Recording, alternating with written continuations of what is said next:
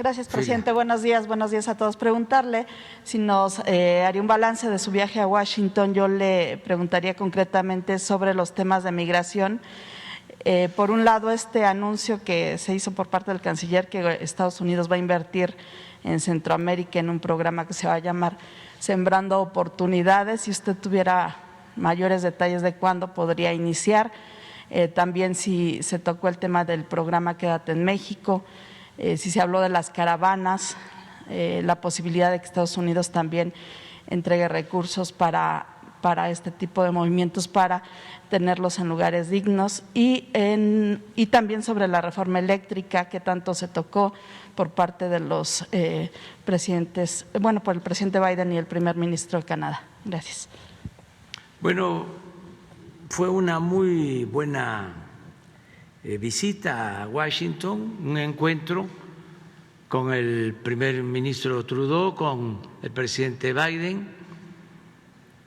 Hubieron muchas coincidencias, diría que ningún problema, ninguna diferencia de fondo. Yo llegué a decirles que era como una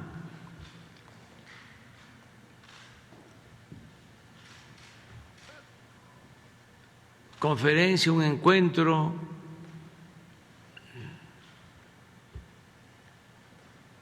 progresista.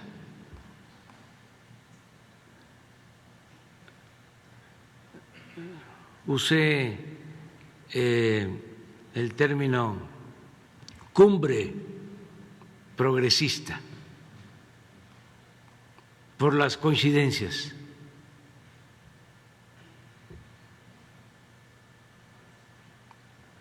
Fue una reunión muy respetuosa.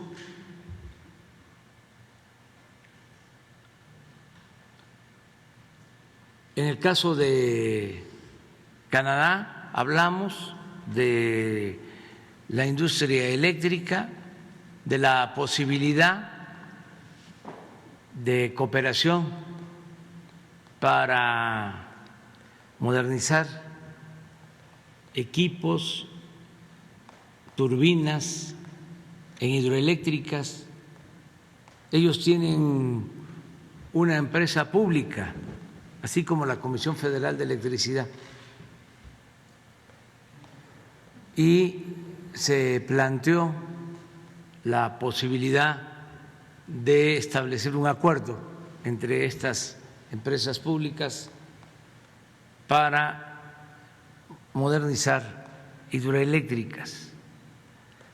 También se aclaró de que no tenemos conflictos en el sector minero, que se han ido resolviendo los problemas con las mineras canadienses, que solo nos queda uno pendiente que tiene que ver con lo fiscal en Tayoltita, en Durango.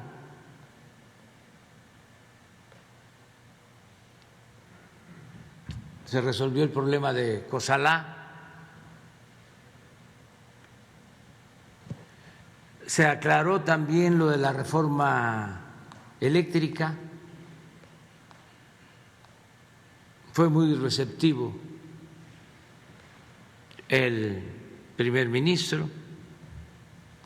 Le dije que habían utilizado la bandera de las energías limpias para hacer negocios sucios. Le expliqué a detalle cómo habían saqueado al país en los últimos tiempos. Me permitió informarle para que no se prestaran nuestras acciones a malas interpretaciones. Fue muy bueno, por eso la reunión. Le dije de que con la privatización del petróleo habían entregado 110 contratos o concesiones a empresas extranjeras y nacionales y que solo 2 estaban invirtiendo y que el resto había utilizado los convenios para especular.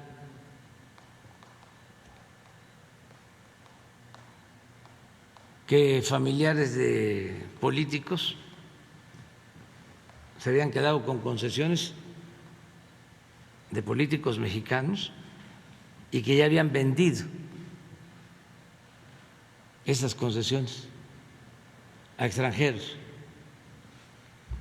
y que habían engañado porque no se había invertido, desde luego que no había producción de petróleo por esos convenios y que lo único que hicieron fue especular. Pero también le platiqué de lo que hicieron con las mineras, de cómo en el periodo neoliberal, y eso le llamó mucho la atención, entregaron 120 millones de hectáreas. Le dije que nuestro país tiene 200 millones de hectáreas y habían concesionado el 60% de la superficie del territorio nacional y que lo mismo, eran muy pocas las mineras que estaban utilizando las concesiones para extraer mineral, que la mayoría de las empresas nacionales y extranjeras que obtuvieron esas concesiones se dedicaron a la especulación financiera. Y le traté el asunto también de la industria eléctrica, de cómo querían destruir a la Comisión Federal de Electricidad para quedarse con todo el mercado de la electricidad, aumentando los precios, afectando a los consumidores y beneficiando a las grandes corporaciones. Fue muy bueno el encuentro bilateral con el primer ministro Trudeau. Lo invité a venir a México. De todas maneras van a estar con nosotros porque el año próximo se va a llevar a cabo en México la cumbre de los 3 países. Nos va a corresponder a nosotros, se acordó eso, pero quedó abierta la invitación para que asistiera. Le informé, porque es algo importante, que una empresa canadiense asociada con una empresa francesa, Bombardier con Alstom, son las 2 empresas que están construyendo los trenes para el Tren Maya. Es un contrato que se les autorizó de 36,000 millones de pesos, con el compromiso de que los trenes los hagan en Ciudad Sagún, en Hidalgo, para crear empleos en México. Y ya están empezando a trabajar, a construir los trenes. Con el presidente Biden, pues tratamos lo del apoyo a los países centroamericanos y en efecto se está hablando de que van a empezar a invertir en Honduras con un programa que van a llamarle Sembrando Oportunidades, que es como el Sembrando Vida, de modo que se avanzó. Esto también lo confirmó la vicepresidenta Kamala Harris. Tuvimos con ella un encuentro, revisamos una agenda. A partir de que visitó México hicimos compromisos y se han venido cumpliendo. También le planteamos el que se pueda llevar a cabo un programa especial de cooperación tecnológica para garantizar la señal de Internet en todo el territorio nacional. Ella aceptó ayudar, porque nos comentó, fue la encargada de coordinar un programa de tecnología para Internet, redes sociales. Van ellos a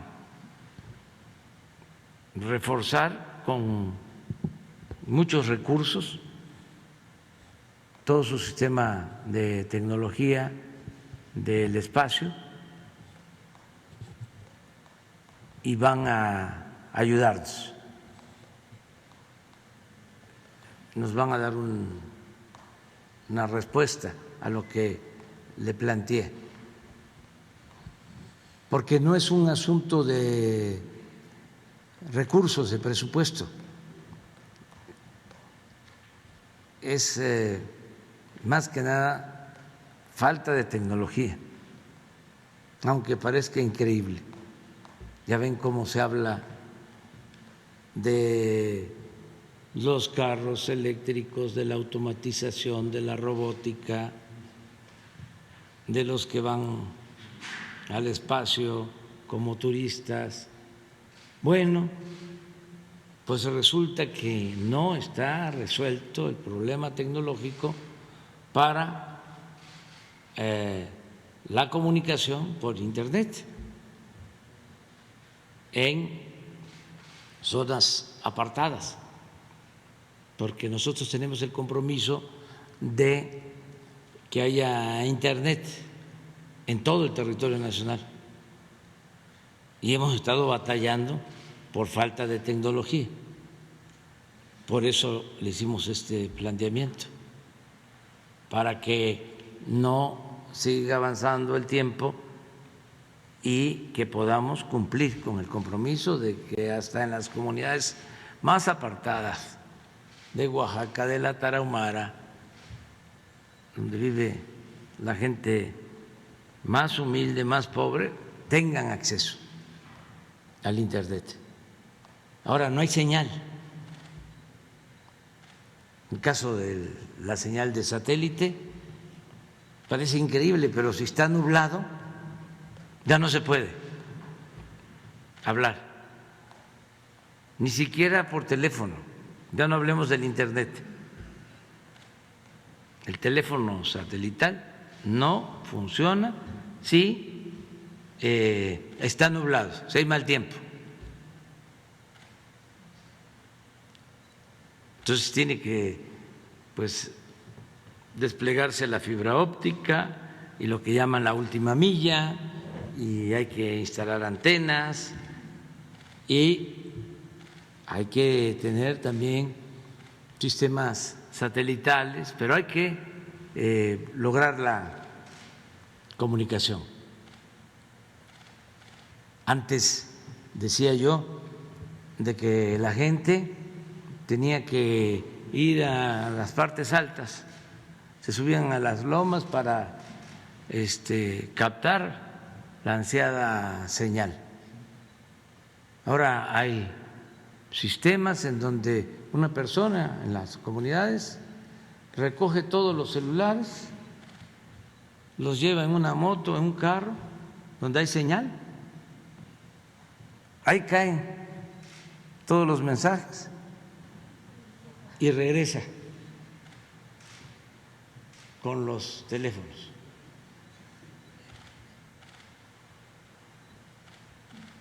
Y estamos hablando de la era de la tecnología.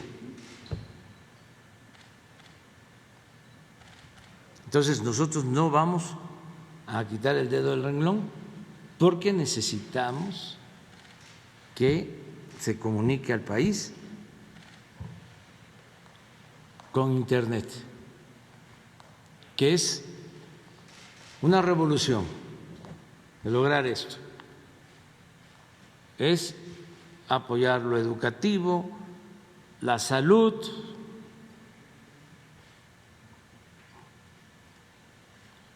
la información en general,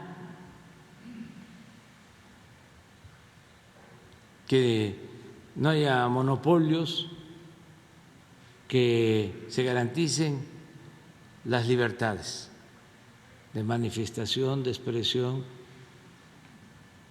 el derecho a la información, que sea una realidad.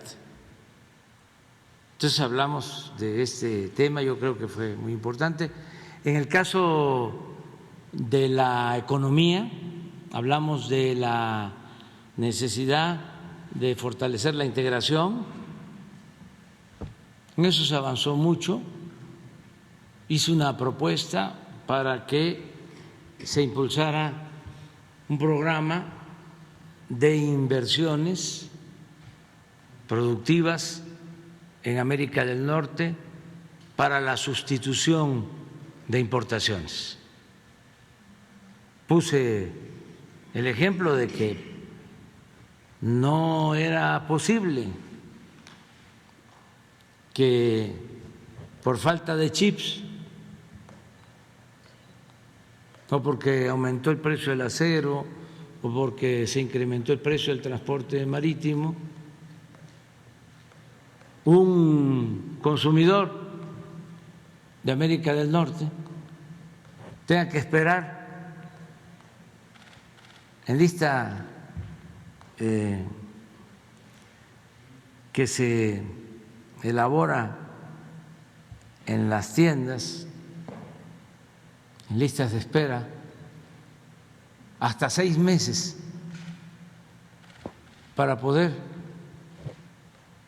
adquirir una estufa, un refrigerador, un automóvil. Entonces la propuesta es: vamos a fortalecernos como región, que haya más inversión, tenemos fuerza de trabajo, cambiemos ya la política de estar rechazando a migrantes, la mayoría jóvenes.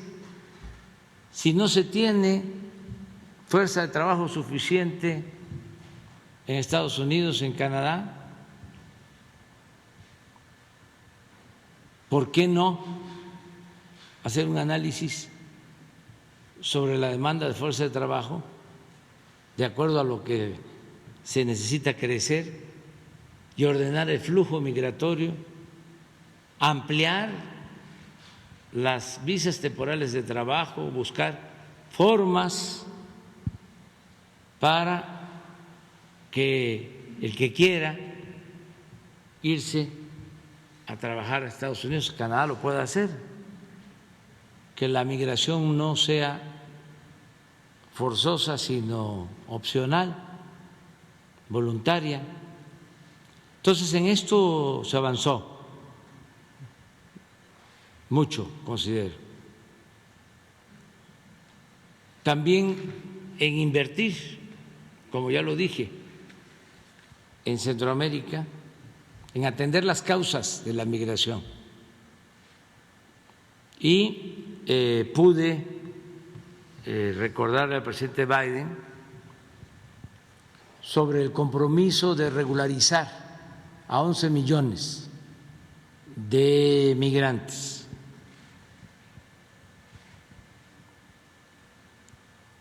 Y se ha avanzado con ese propósito y yo espero que el presidente Biden cuente con el apoyo del Congreso, de legisladores, lo dije, no solo del Partido Demócrata, sino también del Partido Republicano.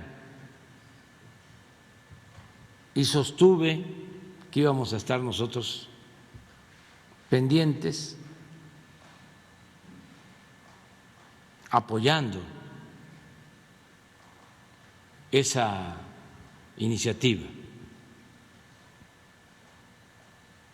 porque se trata de nuestros paisanos. También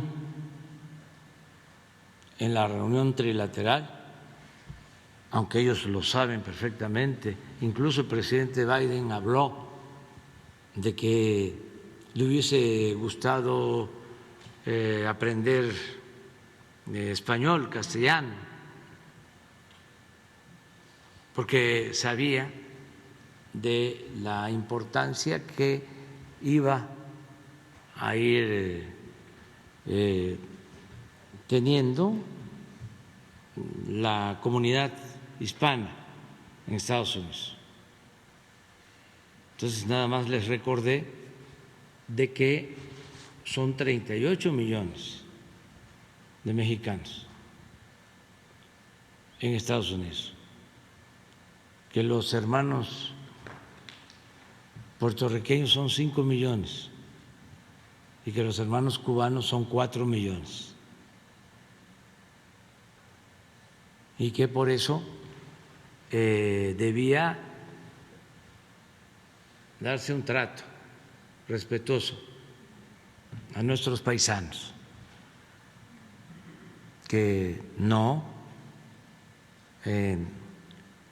era justo ni se podía permitir el maltrato a los mexicanos que trabajan, que viven en Estados Unidos, que trabajan honradamente en Estados Unidos, que aportan al crecimiento de esa gran nación. Entonces, todo eso tratamos, muy amables los dos, muy respetuosos. Fue un buen encuentro y mucho respeto a México, que eso es lo más importante. Sin que dijera nada desde la primera entrevista, la reunión bilateral con el presidente Biden. Si ustedes revisan las transmisiones, y esto se hizo con medios, porque no todo fue abierto, fueron reuniones cerradas. Lo primero que planteó el presidente Biden es de que nos consideraba como un país hermano y nos iban siempre a respetar y a darnos un trato de igualdad, entre iguales, textualmente, un pie de igualdad. Y esto es muy importante, el respeto a nuestra soberanía. Muy contrario a los pues no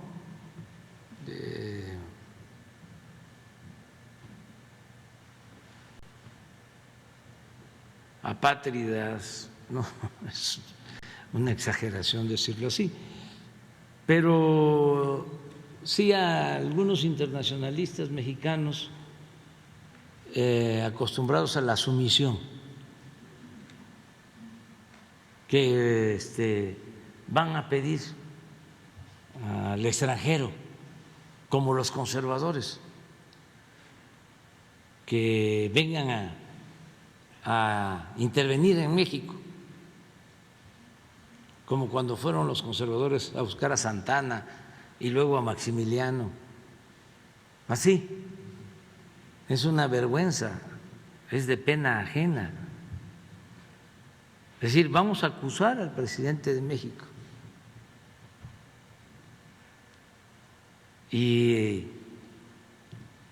están esperando que nos regañen, que nos jalen la oreja,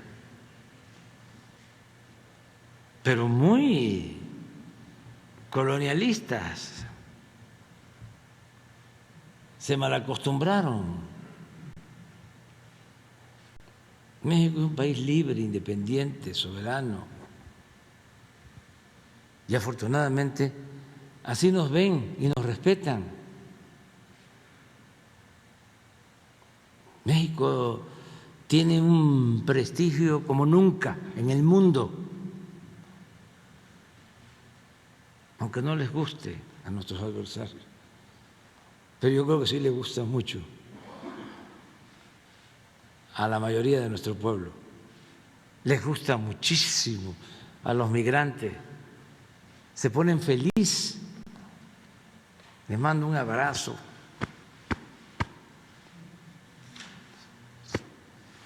Porque se sienten, tampoco me gusta la palabra, pero la voy a usar, se sienten empoderados. En Estados Unidos y en cualquier país del mundo, por la grandeza de México. Presidente, ¿qué respuesta